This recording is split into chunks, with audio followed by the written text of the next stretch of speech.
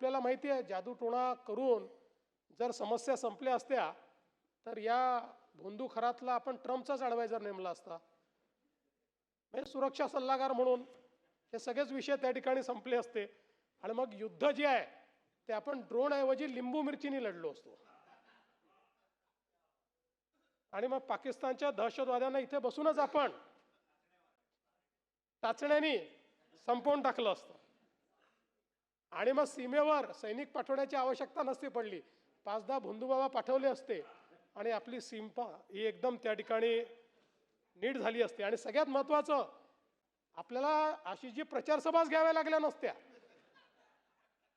एका ठिकाणी बसून सगळ्या निवडणुका या जिंकता आल्या असत्या। पण मला असं वाटतं की आपण हे लक्षात घेतलं पाहिजे की आपण ज्याला स्पिरिच्युअलिटी म्हणतो, अध्यात्म म्हणतो, सकारात्मकता, प्रामाणिकता आणि कोणाचे अहित ज्यात होत नाही ती खरी श्रद्धा आहे।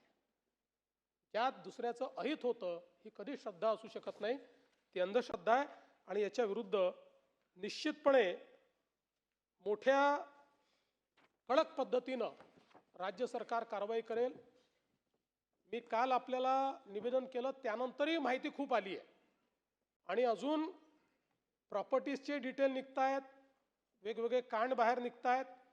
त्यामुळे मला असं वाटतं की म्हणजे हा शब्द योग्य नाही, पण या ज्या सुरस आणि चमत्कारिक कथा आहेत या अजून काही दिवस जोपर्यंत पूर्ण त्याची चौकशी होत नाही तोपर्यंत सुरू राहतील। आज